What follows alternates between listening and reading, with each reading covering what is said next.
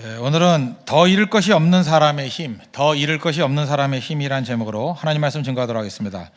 사마리아 성이 이렇게 포위당했습니다. 그 아람의 베나닷이 와서 포위를 해버렸습니다. 장기간 포위하니까 먹을 것이 없지 않습니까? 그래서 급심한 인플레이션이 일어나가지고 뭐 예를 들면 우리식으로 얘기한다면 뭐 라면 하나에 뭐 20만 원 뭐 이런 일이 벌어졌다. 계란 하나에 10만 원. 그러니까 엄청난 인플레이션이 일어났다는 것입니다. 거기에 한 걸음 더 나아가서 우리 지난주 6장에 살폈죠. 엄마들끼리 너무 배고프니까 아이들 잡아먹기 게임했습니다. 오늘은 네 아이 삶아 먹자. 근데 그 다음에 차례가 온 엄마가 모성애 때문에 도망을 쳐버렸어요. 이거 불공평하지 않습니까? 라고 하는 것을 재판할 정도로 무슨 얘기입니까? 아비규환이었다. 그 얘기였다는 것입니다. 그때 하나님께서 엘리사를 통해서 소망의 메시지를 주십니다. 7장 1절 말씀인데 다시 24시간 안에 하루 안에 가격 폭락이 일어난다. 이제는 먹을 것이 널리게 될 것이다. 오히려 더 싸지게 된다. 그 얘기였고, 근데 2절에 보니까 7장 2절 보니까 왕의 장관이 그냥 가만히나 있지. 여러분들 하나님 무슨 말씀하시면요, 뭘 말하고 싶더라도 제발 좀 가만히 계십시오. 꼭 요때 닭딘지 꼭 끼워요. 그죠? 꼭 끼워. 하늘에서 창을 내신다 해도 이런 일이 있을 수 없다. 그랬어요. 하늘에서 창을 내신다 할지라도 이런 일이 있을 수 없다. 이 사람 나중에 밟혀 죽습니다. 알아요? 사람들이 먹을 거 있다 해서 가다가 밟혀 죽어요. 그러니까 이런 말 잠깐 하고 싶을 때는 말 조심해야 된다는 거예요. 참아야 된다는 것입니다. 하나님께서 이걸 어떻게 해결해 주시는가? 해결해 주시는 방법이 이거죠. 6절 보십시오. 7장 6절. 이는 주께서 아람 군대로 병거 소리와 말소리와 큰 군대의 소리를 듣게 하셨으므로 아람 사람이 서로 말하기를 이스라엘 왕이 우리를 치려하여 햇사람의 왕들과 애굽 왕들에게 값을 주고 그들을 우리에게 오게 하였다 하고. 7절. 해질 무렵에 일어나서 도망하되 그 장막과 말과 나귀를 버리고 진영을 그대로 두고 목숨을 위하여 도망하였습니다. 하나님께서 그들로 하여금 오해하게 만들었다는 거예요. 갑자기 말소리가 막 들리게 만들고, 환청이죠. 하나님이 들리는 소리. 그리고 판단 미스였습니다. 이거 분명히 용병들 데려온 거다. 애굽의 용병, 햇사람이니까 히타이트족, 햇사람의 용병을 데려온 거다. 야, 이거 갑자기 이렇게 많은 사람이 오면 우린 죽는다. 갑자기 그 안에 두려움이 임하게 돼버렸어요. 그래서 있는 거 다 버리고 도망쳤다는 것입니다. 이걸 뭐라 그래요? 자충수라 그러죠. 여러분, 우리가 잘해야만 되는 거 아닙니다. 하나님께서 역사하시면요, 적으로 하여금 어리석게 만들어요. 어리석게 만든다고, 오해하게 만들고 판단 미스하게 만들고 자충수 두게 만들었다는 것입니다. 그러니까 다 버리고 갔으니까 먹을 거 남아 돌았죠. 그렇게 하나님께서 이끌어 가셨다는 것입니다. 그런데 문제는 뭐예요? 사마리아 성에 있는 사람들은 그 사실을 모르고 있죠. 적들이 없고 다 버리고 간 걸 아는 사람이 아무도 없었다는 것입니다.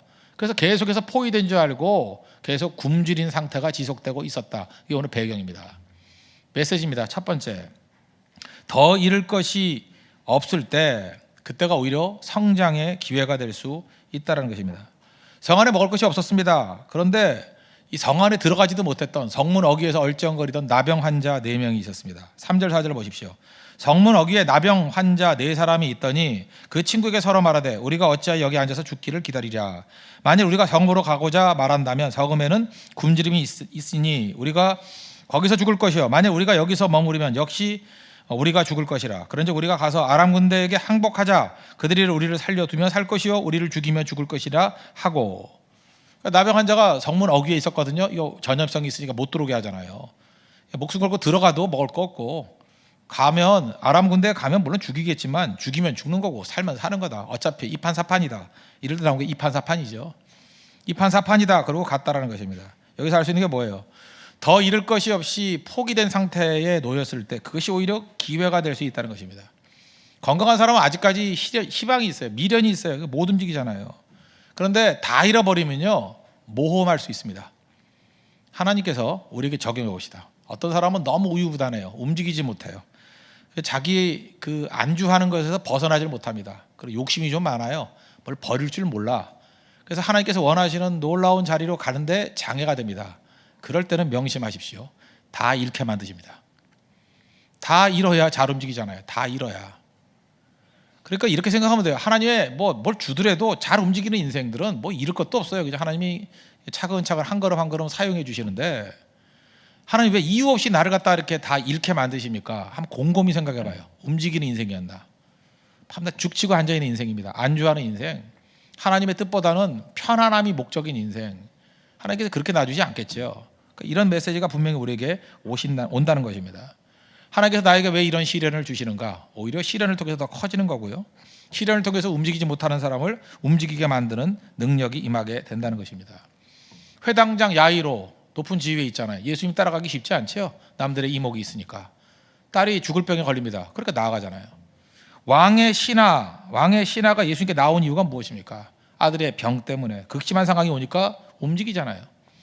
신앙의 유동성, 이게 굉장히 중요한 건데, 내 실수가 되었던 뭐 하나님의 섭리가 되었던 내 잘못이 되었던 이게 다 깨지고 무너진 상황에 놓이지 않습니까? 그때가 기회라는 거예요. 신앙의 유동성이 생긴다는 것입니다. 움직일 수 있다라는 거예요.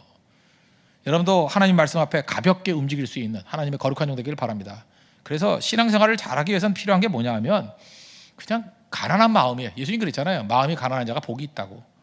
항상 이렇게 다 내려놓고 없을 수도 있다, 이런 생각을 가지고 주님만 말씀하신다 그러면 기꺼이 움직일 수 있는 그 모습, 그게 참 중요하다는 것입니다.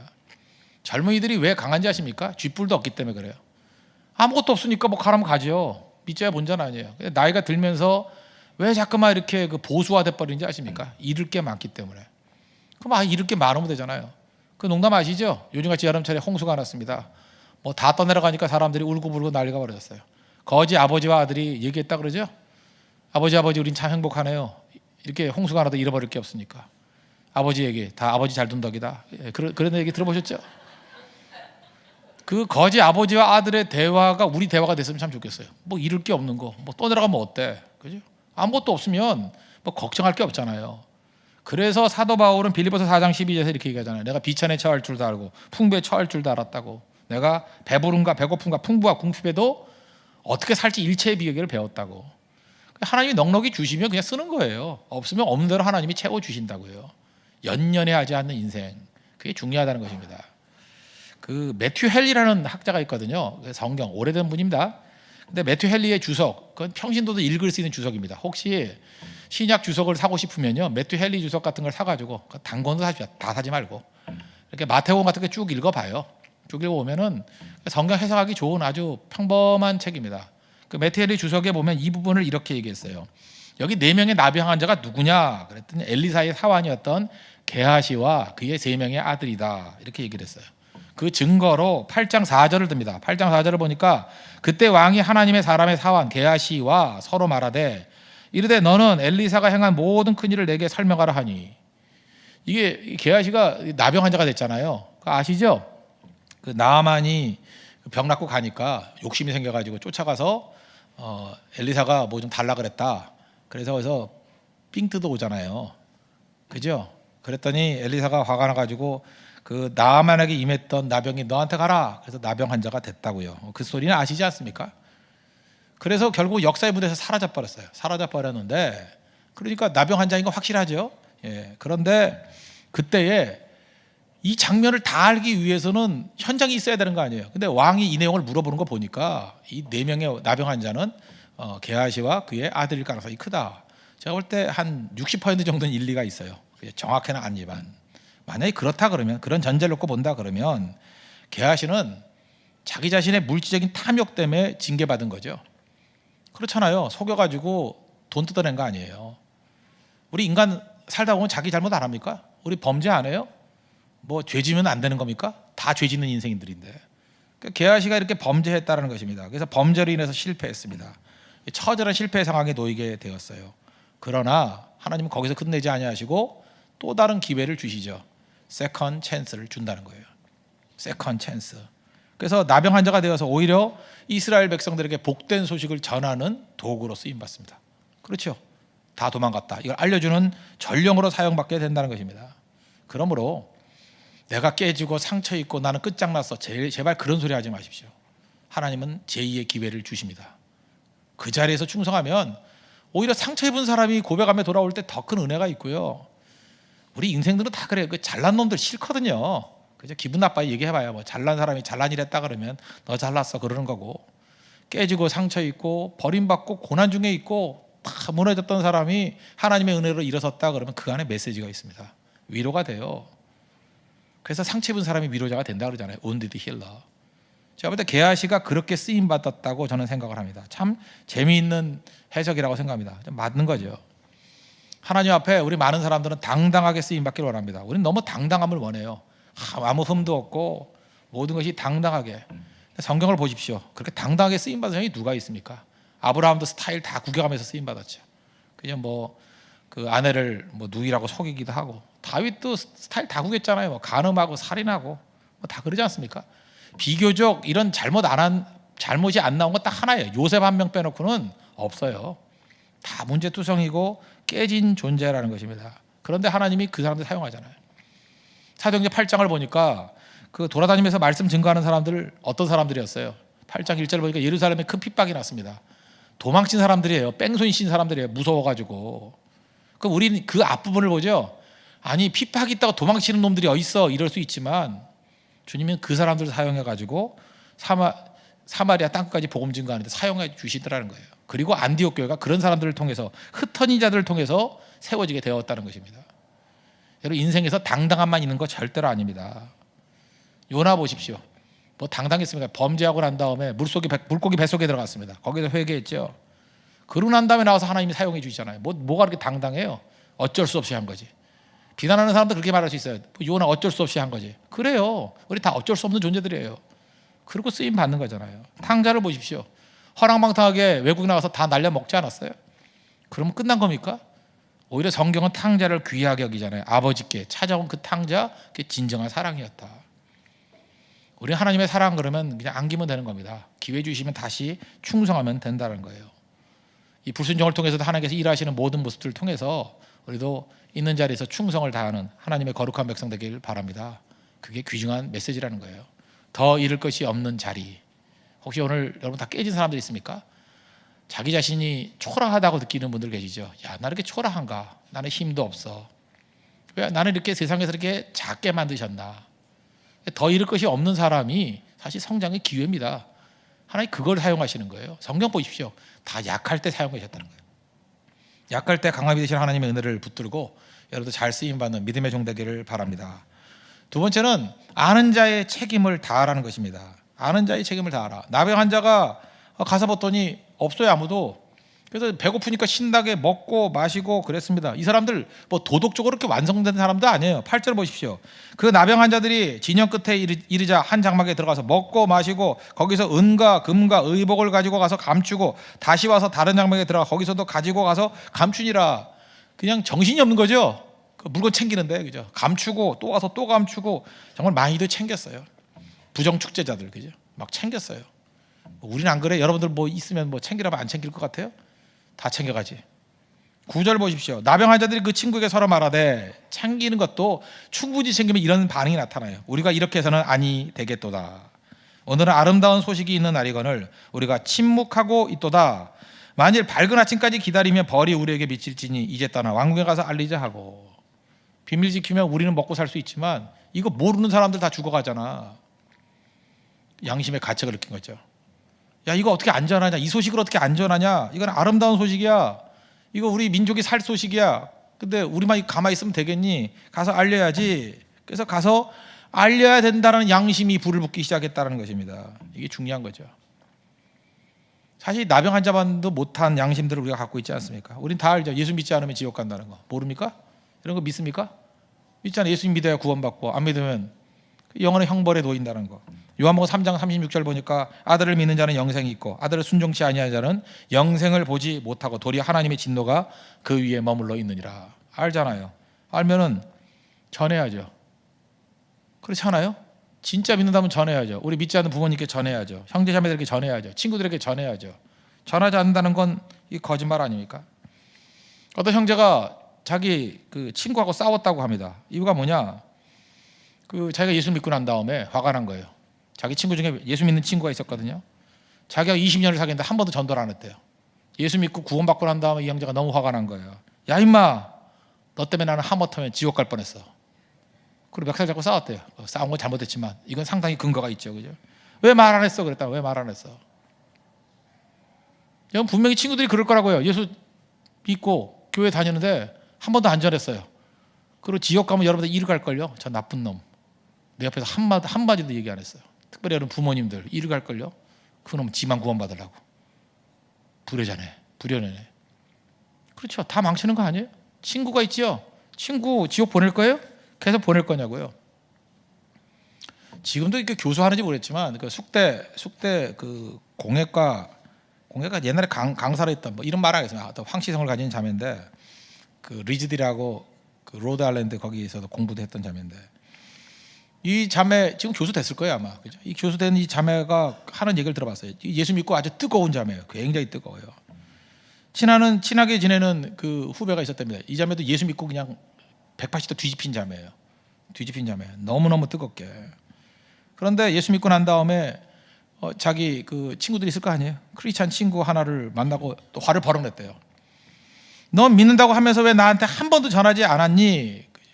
그리고 그러면서 내가 믿는 애가 맞니? 얘가 좀 등치가 크거든요. 옛날 몸무게가 한 70은 되는 애여서 막 공예니까 막 무거운 거 들어야 되잖아요. 쇳덩어리 막 들고 다녀야 되니까.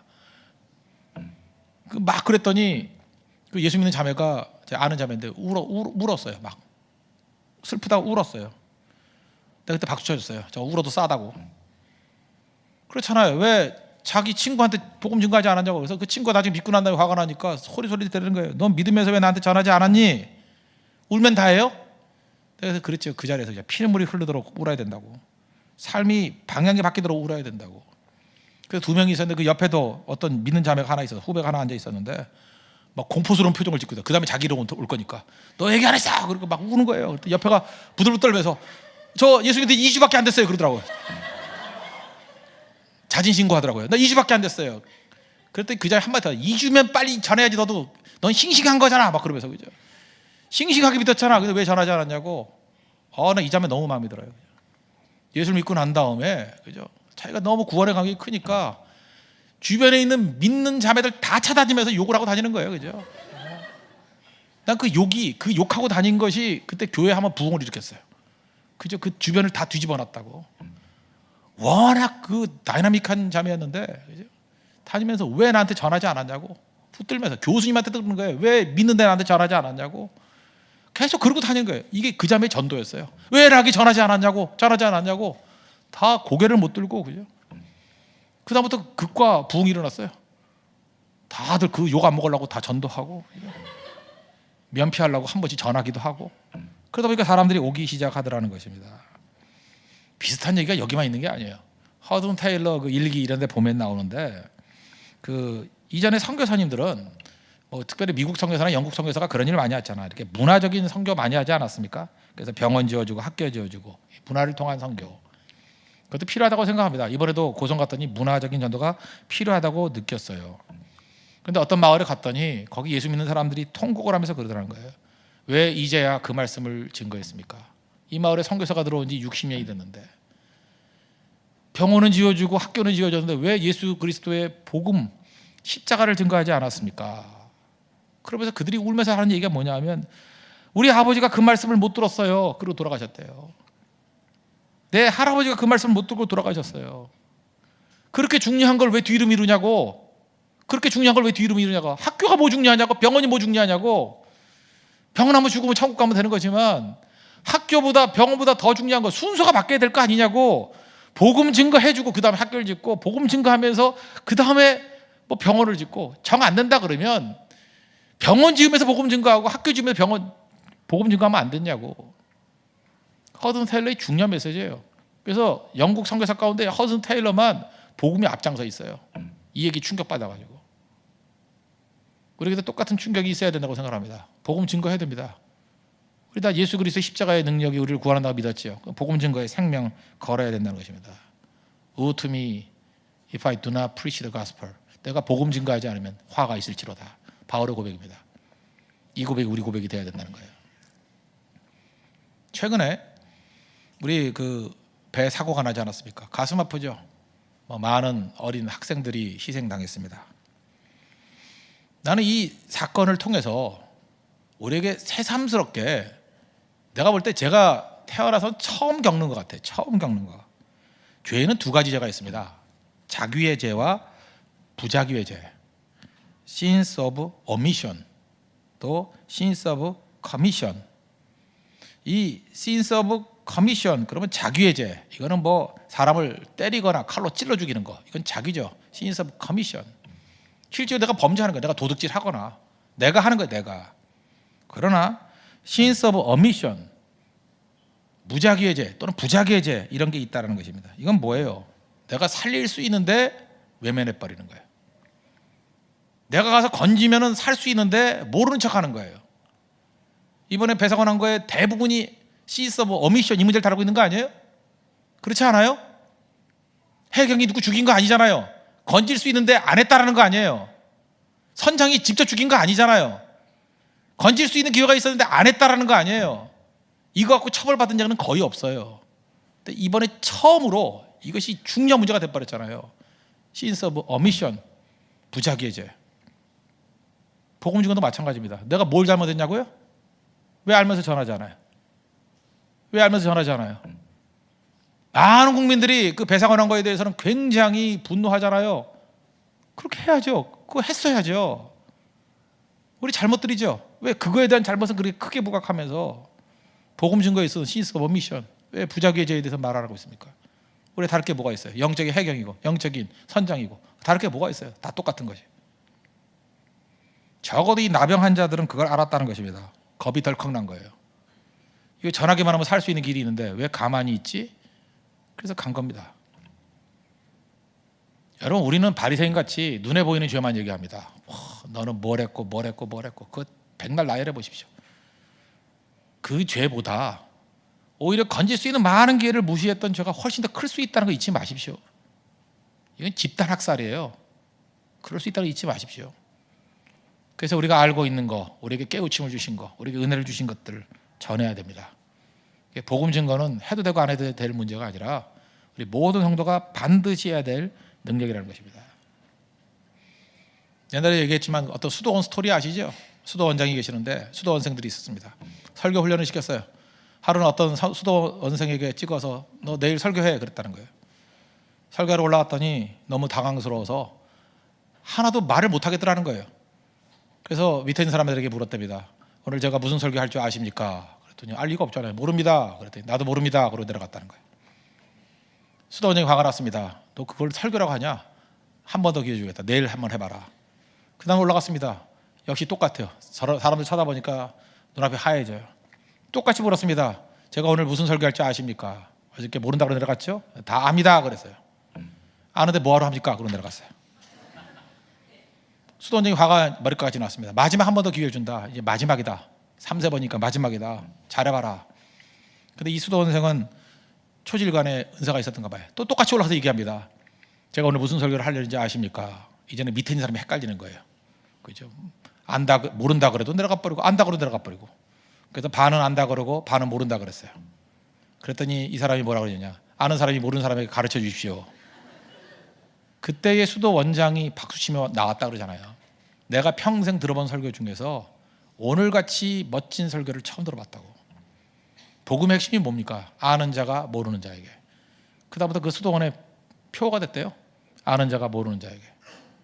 하나님께서 우리에게 알려주셨죠. 우리가 할 일이 뭐예요? 아는 자가 모르는 자에게 증거하는 것. 그것이 하나님 백성들이 해야 될 사명이라는 것입니다. 그 사명에 충성을 다하는 믿음의 종 되기를 바랍니다. 세 번째 메시지는 우리가 말을 함부로 해서는 안 된다는 것입니다. 믿음이 중요하고 믿음의 말만 해야지 믿음 없는 말을 함부로 하면 무너진다는 거예요. 아까도 얘기했죠. 7장 2절 한번 보십시오.